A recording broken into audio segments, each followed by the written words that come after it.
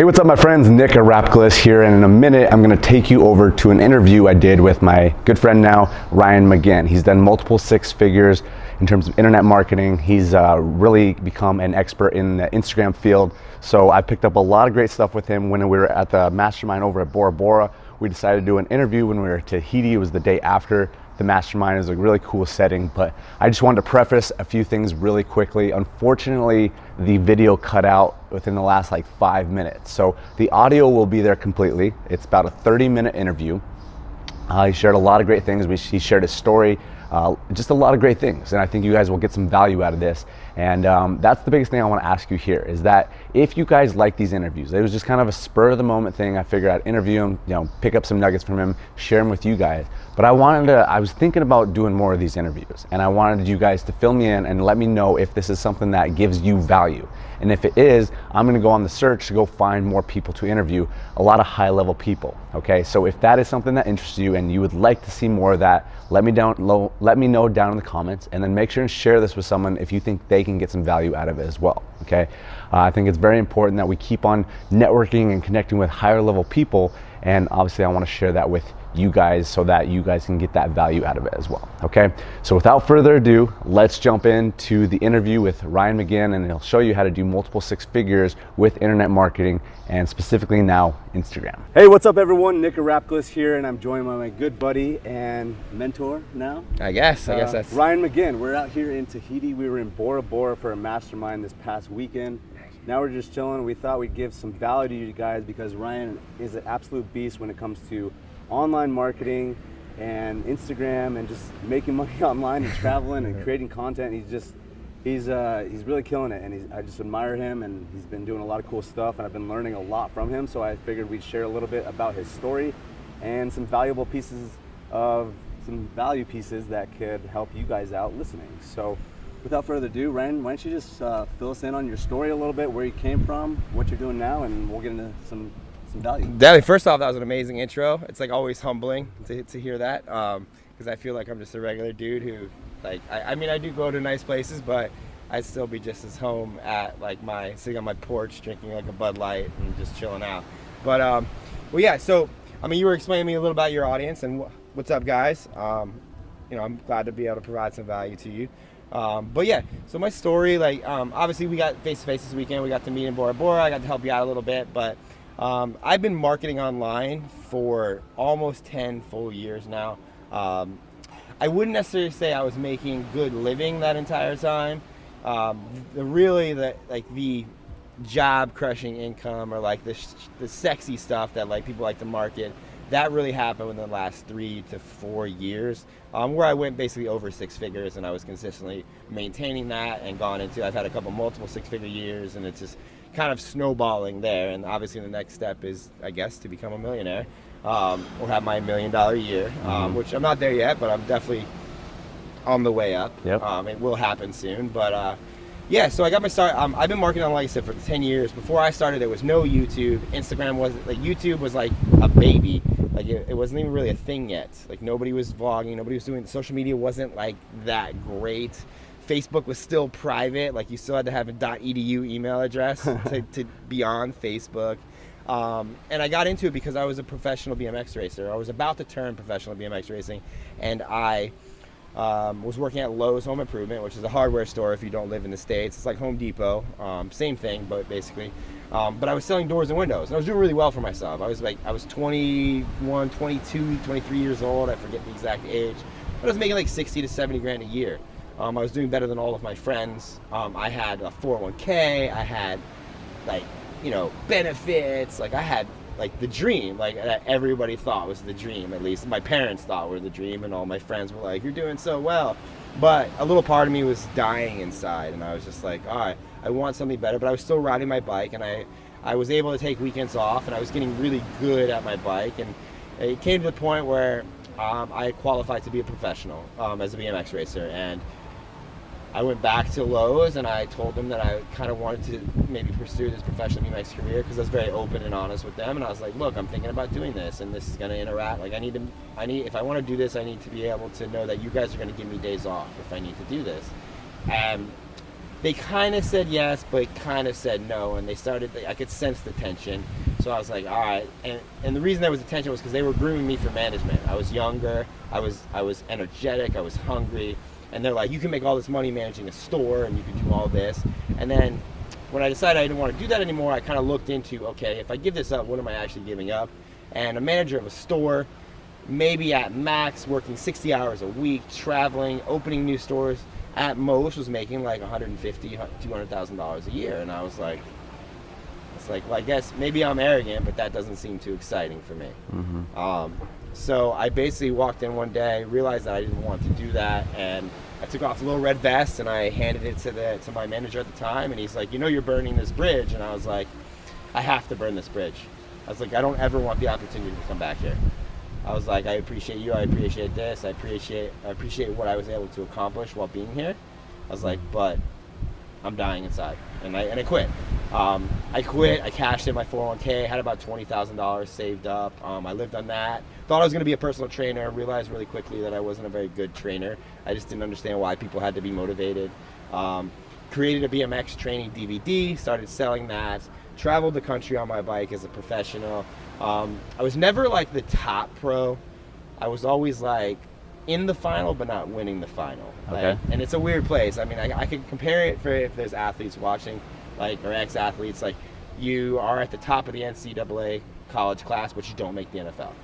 Okay. So like you're too good to go back to like flag football, but you're not good enough to make the NFL. In that little middle frame. So like, yes, I was a professional, but it burned me out. But I learned a very valuable skill. I learned the skill of content creation. I learned the skill of, if I just make a shit ton of content, people love me. And the reason why was because I was this guy that was barely scraping by getting into the finals. But when they announced my name, the crowd always erupted because they all watched me on video at home. Okay. I was helping them train their children.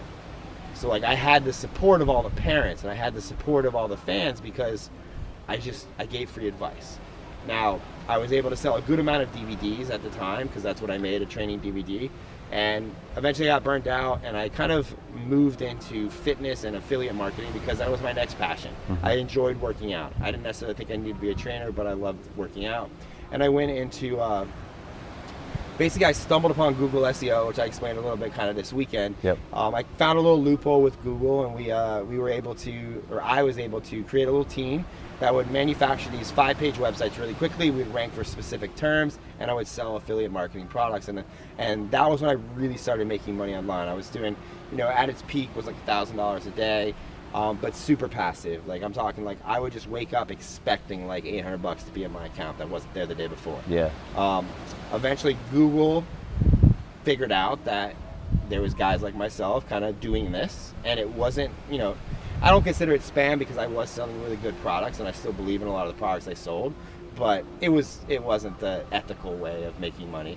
And Google put the hammer down. They created the Panda update. That all collapsed. My current girlfriend, who I'm actually here in Bora Bora with, we ended up breaking up at the time, and I was kind of forced to kind of find myself, I guess. And I stumbled upon style and fashion, and I was like, I really like this. Like, I was able to kind of take my poor image that I had, which was, I was still punk rock. I was a BMXer. I was a pro athlete. I was like, nothing mattered. I was making this money on the internet. I was like, fuck the world. Like, I don't care. And it ended up going into where I looked in the mirror one day and I said, I'm too smart to look like this. I don't portray a successful internet entrepreneur. So I took what little money I had left in savings and spent it all on clothes. And then I started going out because I was single now, and I started going out, and I started really studying the reactions of people and how they looked at me when I was wearing a leather jacket or a blazer or a suit or jeans. And I saw a lot of commonalities. I saw a lot of ways that I could help other guys. A lot of my friends started asking me for advice. I started getting paid to take people to the mall. And I was like, this is fucking cool. So they marketed me as like, let's create a course. And then I hit up one of my good friends, which is Jason Capital, which is why we're all here in Tahiti. And he was like, yo, my people need this. Let me help you bring this to market. So we partnered up, brought it to market. And that product's called 51 Handsome Guy Secrets. It still sells to this day. But when that launched, I was able to make enough money that I was like, I need to create a real legit brand. And I used YouTube for that because I saw nobody on YouTube was talking about how to wear this, get laid, how to get laid through style, and that was my angle. And I was like, I can do this, and I just started cranking out videos every day. I was doing 7 videos a week. I got up to like almost 500 videos. They weren't highly edited, they weren't sexy, they were me talking, looking in a selfie mirror, like, but I just kept going. And I was able to go from 0 subscribers on YouTube to almost 20,000 within the first year and a half, which is dope. And then YouTube kind of changed their algorithms a little bit, and I'm very abrasive. I probably cussed quite a few times in leading up to this point, and then so YouTube kind of was like, they decided that one day they didn't like abusive language, and I got a lot of my videos demonetized. And at this point, it was kind of like the SEO thing when it came collapsing down. I lost a lot of my YouTube momentum, and I was like, fuck, man. Like, I just really started, I was like, I'm going to do it. I'm going to be a YouTube, I'm getting, and instead of getting depressed like I did in the past, like I was like, all right, cool. Well, I'm a little over style. Like I had just had my daughter who's 3 years old now. I was like, I don't really want my legacy to be how to help guys get laid by how they dress. I wanted something more. Not that that's not a bad thing if you're watching this. You need style. Everybody needs style. Sure. But I just didn't want like Chandler Googling my name and seeing, wear this and get laid and a picture of me comes up, So it's like, so Instagram was still fairly new, and I was like, I see this as a platform that I can kind of reinvent myself. I was making enough money. I had a big email list. I wasn't struggling or hurting in any way. So I was like, let me just provide value for like a year on Instagram, giving marketing advice, content creation advice, business advice. And I started with, because I had a decent following on YouTube, so I was able to bleed off those subscribers, which is something I tell everybody to do. Focus on one platform, this is a good tip, like if you're watching, like focus on one platform, get to a level of success. Exactly. In my opinion, 10,000 followers is probably a good place to get to, and then bleed them off to other platforms. Because if you try to do everything at once, you won't. So YouTube being at the time, it was almost around 25,000. I was able to bleed those people off to my Instagram, start giving business and marketing advice, and I gathered 2,500 followers pretty quickly, and they were pretty engaged.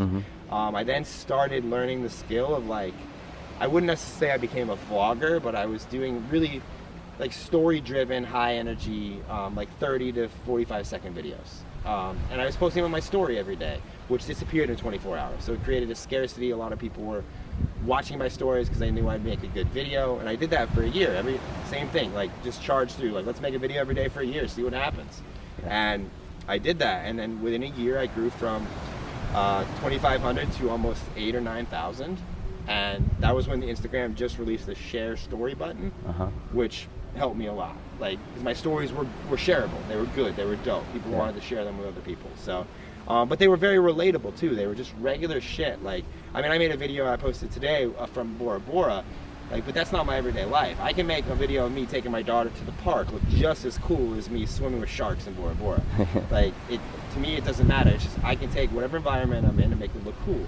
I did that. I created a course on that. It was called Micro Influence. I started teaching video editing. I started teaching, but really content creation with the marketing aspect, because I saw that as, I'm making cool videos, people like them, but I saw that as influence. I saw that as, okay, these people like me, these people connect with me. So then I started selling stuff. I started creating courses. I started teaching people how to become content creators. And then another opportunity opened up for me as far as I was now I'm paid to create content for local businesses. Because my Instagram and my stories were so good, local businesses were seeing them because I was tagging them. And then that's a tip for you guys listening. You want to get attention by local companies, tag their shit in your posts. They're like, this guy's really good. His Instagram is really nice. He's got really great pictures, really good videos, really, and it wasn't about the follower count. Like, none of them cared. They just wanted dope content. And now I work with some really high level people. I work with Anthony Sullivan. He's the main investor in OxyClean. He's partnered in with Nutrisystems. Like, I have multiple local businesses, bars, restaurants, bike shops, that I manage their social media and content creation for them. And it's not the ad aspect, it's just I provide them with content to post every single day so they never miss a post on social media. For you guys watching, if you're not posting every day, you're gonna get forgotten. Like, it has to be fast, it has to be rapid, and it has to be at a level of professionalism that most people can't keep up with, and I can. So that's kind of how I got here. And I sell all of my courses through direct message. I really don't have sales pages. I don't even get on the phone that often. I just talk to people via text, and that's kind of what I was sharing with you Yeah. yesterday. Nick, was like what I do, and it's like that's why I think we're having this interview right now. So I hope that was a good story for you. Yeah, that was. I love that story. You shared a lot of things that I guess I didn't even realize. Yeah. There's a few things that I wanted to point out that I thought were very profound and something I think can help people watching. When you said when you quit Home Depot. Lowe's. Sorry, But same Lowe's. fucking Sorry, thing. Lowe's. Same fucking thing. Lowe's, you gave him the red vest. Red vest? Red vest, yeah. Red vest, okay. And he said, you're burning the bridge. And you're like, I have to do that. And I think that's so valuable and so profound, because a lot of people, they come online thinking that they can just try a little thing here, do this, little this, and they're not really full force. Yeah. You have to just jump in and do the damn thing. Yeah, I did that. I mean, it was hard. Because like I said, I mean, $50,000, $60,000, $70,000 a year.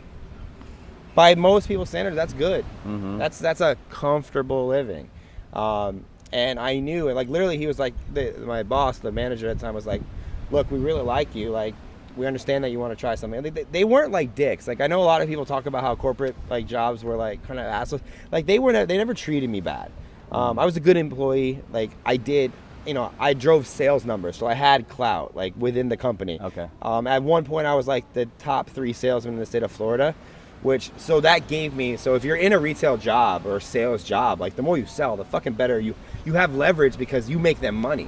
So they want to take care of you. So they knew that going in, and they were like, Ryan, we don't want you to, we'd like to have you back. We know you're good. So if this doesn't work out, will you, we'll leave the door open. And they're like, if you just quit, that door closes, because by policy, we can't rehire somebody if they quit without any notice. Mm-hmm. So they wanted me to give the 2 weeks notice. And I was like, knowing myself, if things got tough, I might falter, I may go, and go back. Yeah. So by going Full in, I knew I could never go back. And that's why I said it to him. I was like, I can't do that. And I wasn't rude about it. I wasn't like, fuck you. I was just like, hey, I understand that and I appreciate that opportunity. I was like, but I can't. I need to go all in. Sure. And I need to, if that means sleeping on the street one night, I need to choose that, and I need to embrace that, and I did. I mean, times got fucking tough, man. Like, you think 20 grand's a lot until that's all the money you have and you're paying all your bills with it. It goes fucking fast. Like, and then you're at zero, and you're like, and you have no income coming in, and you're like, that's when I made the best shit. Mm-hmm. Like, every time my back was against the wall and things were fucking closing in on me, I made the most amazing. That's when 51 Handsome Guy Secrets happened, which was a 6-figure product, which still sells to this day. That's great. Like things I had a child. I was like, oh God, back's against the wall. What am I gonna do? Content creation happened. I started teaching it. Last year when I was like, oh, I want to add an extra income. I want to level my life up. That's when I started getting contacted by local businesses to manage their social media. It was every time I feel like, not necessarily back against the wall, but like where I'm like, what do I do? What do I do? The greatest shit happened. Yeah. So for those watching, like I thrive in that, like, the world is doomed and it's falling in on me. I'm like, bring it on, bitch. Like I'm gonna do this. Gotta have that attitude. Yeah. That's awesome, man. So let's get into a little bit more about like marketing, and maybe we can give a few tips here and there, because I don't know if you guys heard, but like everything in your story, like you talk about, like it's all based on content. People seeing your stuff, and I talk about content a lot in terms of like, it's internet real estate, and if you want people to find you, you got to have as much real estate out there. Exactly. So content is king. Content is always going to be king on this online platform. So you still do YouTube. You focus a little bit more on Instagram, as we were discussing throughout this weekend, and you were teaching us a lot of cool stuff. Let's talk a little bit about.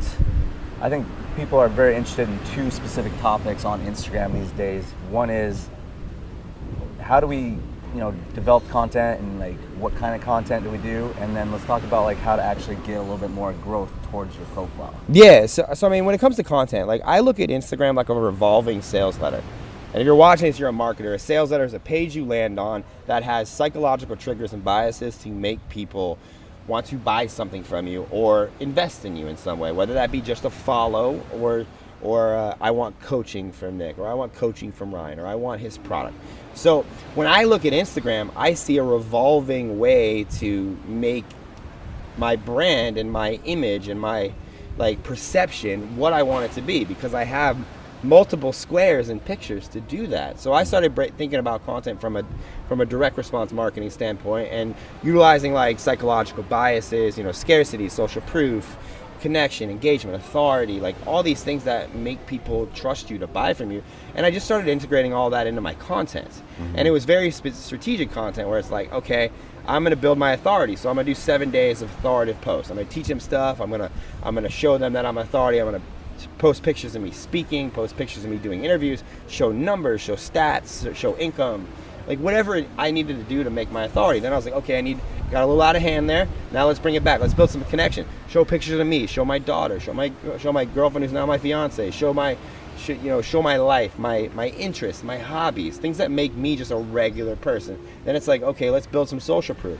Show client success stories, business success stories, me speaking, me like in situations where I look like I'm somebody people should follow. And then I would also throw in the occasional fuck you post where it's like, let's just stir the pot and let's draw some attention and let's create some engagement, which usually meant that I was pissing somebody off. Okay. I was stating my beliefs, stating my facts, calling somebody out, like ripping somebody apart that I think is doing something wrong. And doing all those things together, I was able to not only like make my content get noticed because I was doing stuff very strategically, but I was also able to get a system of my content production down to where it's like authority, social proof, connection, engagement, authority, and content production became easy for me. Whereas most people struggle, like you watch this, like I don't even know how I can post once a day, let alone twice a day, let alone 3 times a day. I can't create that much content. Well, the truth is you can, you just don't have a system in place to make it happen. And I created those systems, and I was like, content production is easy. Let's do this. And then the growth started happening organically for a good bit. I grew from like 8,000 to now I'm like almost 13. So it's like, but as you get bigger, it gets harder and harder to grow. So then I started integrating ads. I started doing content ads because I'm a believer like that. Yes, I can go for the sale right away, but I've learned in this game, I've been around the internet long enough that I'm not interested in like the short spikes of money. Like I want that long-term sustainable income generating revenue growth. And that comes from building a brand, showing up every day, creating products, creating good content, getting customers to not only buy one product, but buy 5 of your products. And that longevity. And that comes with, at the end of the day, it's you. They got to like you. They got to like what you're about. They got to vibe with your personality. They got to relate to how you live your life. So like that's kind of what I've been doing. And now I'm starting to go more into ads and starting to get there, trying to get like a cold offer to convert at some point, because at the end of the day I'm trying to grow, and it's I believe it does get harder as you get bigger to keep growing. You're actually always just declining because followers are dropping off, and it's like it's a battle. But that was kind of like my foray on like content like production. I just think that for me, if you want to grow, you're sitting at home, you're like, what do I do? You start posting every day, and if you can post twice a day, you do it. Like you can't put out enough content in this world right now in this time, because whatever you put out today will be forgotten in 24 hours. That's a good way to remember it. Like, and we were having this conversation before, is like, because I feel like sometimes I have like this high threshold of quality of stuff I have to post. But when you think about it and you really come to grips with it, like you're the only one that really cares about your content that much. So like they will forget about it after a short period of time. So it is about pushing more content and giving value out there. If you had to pick the one, because there's 4 types, you kind of went over it, but I just want to recap it. There's the authority type where you're actually like teaching people stuff, social proof, connection where you're just like basically sharing that you're a human being and you relate to these same people, and then like kind of the engaging stuff, kind of being a little edgy and trying to just get people stir the pot. Yeah. If you had to pick one for people just starting out, what would you say? Well, I think the most important, in my opinion, is social proof, but I think it's seconded by connection, because I think people come to Instagram specific. Same thing with YouTube. That's why vloggers are so popular. Like people want to see other people doing stuff that maybe they can't do, or maybe they're not in the situation to do. It's voyeurism at its finest. They want to watch and live a portion of your life.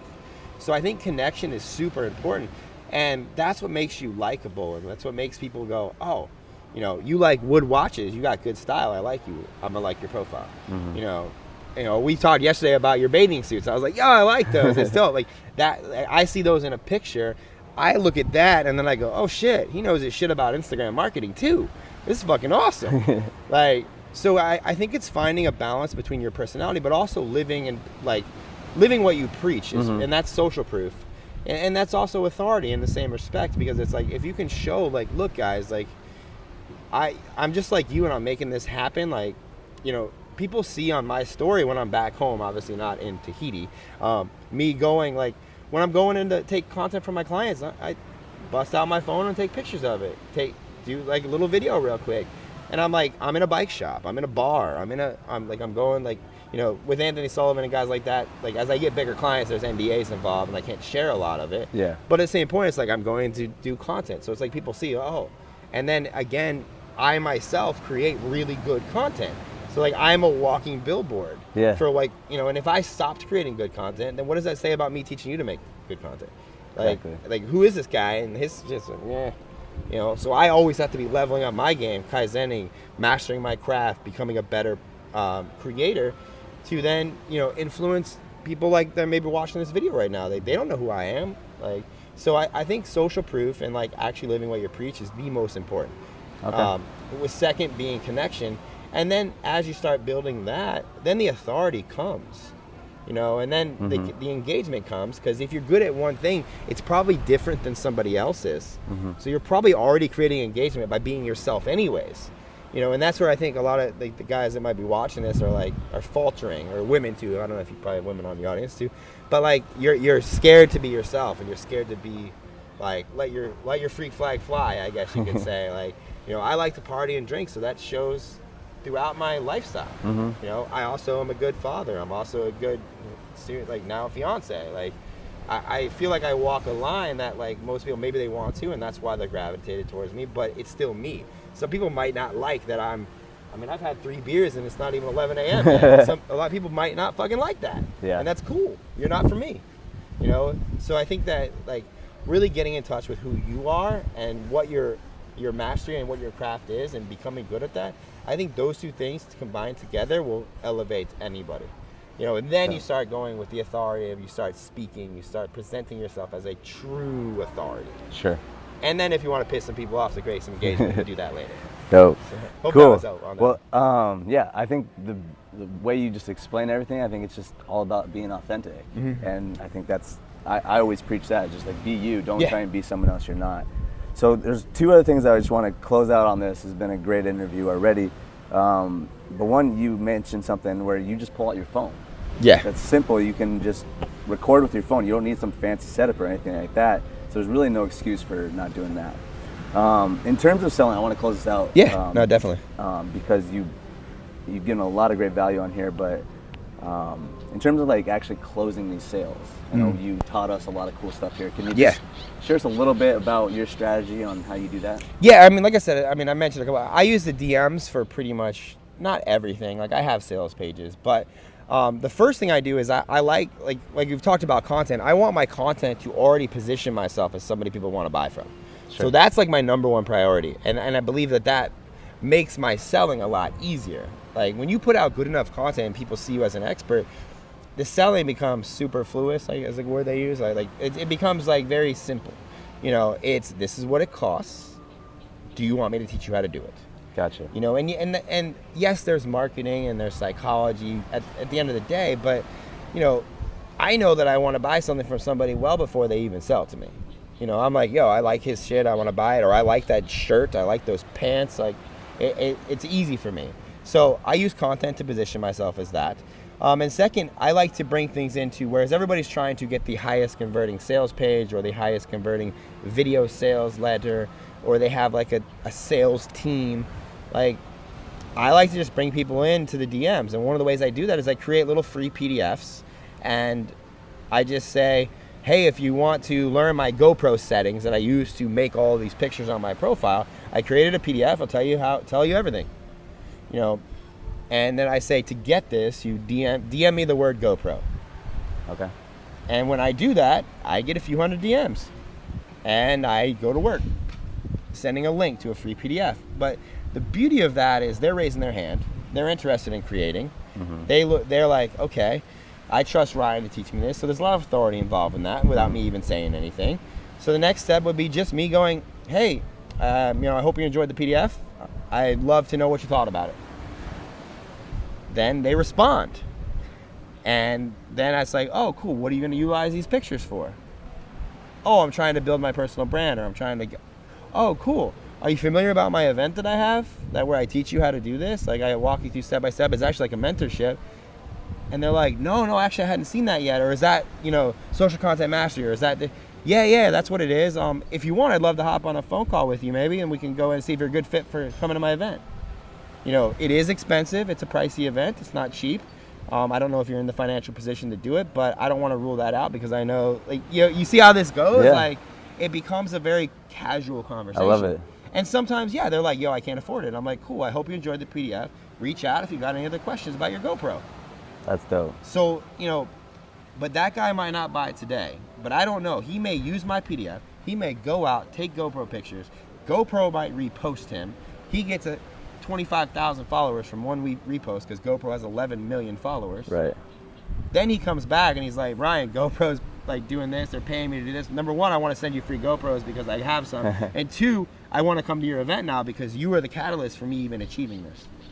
For sure. And it's sacrificing short term to go for long term. And I mean, there's a lot of like that strategy, the DM strategy, like it could be to a video. It doesn't have to be a PDF. It could be straight to a sales page. But the simple interjection of reach out to me and I will give you some cool information completely brings the guard down.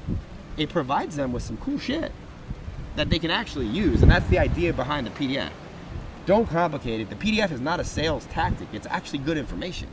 Like, go use this. And one of my most successful ones, which I was talking to you about this weekend, was scaling your content. Like, I teach how to scale content. Like, so if you're already creating content, you're like, oh, it's getting hard for me, I can't keep up. Well, it's like, let me show you how to make that into a system. And I put that into a free PDF. I mean, that's on my Instagram. You can get it in the highlight reel, So it's like, those really help people that are in there. And those people that are interested in scaling content probably could benefit from coming to my event. Sure. So it's also, the PDFs I put out are not random either. They're also designed to, let me get you to 5,000 followers. You may not be ready to come pay $3,000 for my event, but you may buy a $200 product that I have. Like yourself, you say yours is like $200 to $300. Like, those are entry-level products. Sure. But then you may go like, hey, I hope you're enjoying this. I see your account's growing. I've been following you for a little bit.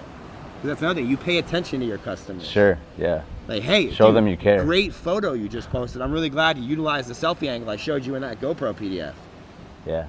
What do you think that, like, yes, it's more work. It's not easy. Like, and you may have to hire somebody to help you with your Instagram to be able to keep up. But it's a business. Like, and businesses need employees. Sure. Like, that's, so... but yeah, that's like, I'm just to recap it. I'm a big believer in, one, position your content to make you the expert, so it's very superfluous in how you sell. And two, create little fun PDFs or videos or articles or whatever it may be that you want to do, or audios, little 1-minute audios, like whatever. But the point is, make something bite-sized that people can consume, immediately implement, and get a result. And that's the classic results in advance, which is something that mentors like Frank Kern and Tony Rock, all these guys, give people results and they'll want to invest in you. Exactly. So that's how I've used Instagram. And just, I hate spouting numbers, but I had an event, which is my $3,000 event. I promoted it for roughly 60 days, which is 2 months. And it made me $25,000 because I sold 8 people at $3K. There you go. It works. It works. So implement what Ryan taught you, build out that content, keep giving value, keep connecting with people, and it's going to come back on you. Ryan, they can follow you on Instagram, right? My Instagram is my bread and butter. I'm pretty much Ryan Magin on everything. I'll put the links down in the description. YouTube's long form, Instagram short form, so whatever you fancy, like, you'll find it all there. But, oh man, well, this has been awesome. Thank you everyone for watching here at beautiful Tahiti. Couldn't have found a more perfect place for an interview. But thanks for having me. Thanks for sharing your story, sharing the value, and yeah, this has been great. So hopefully you guys all enjoyed this. Make sure to subscribe to the channel, and we'll see you on the next video. Peace.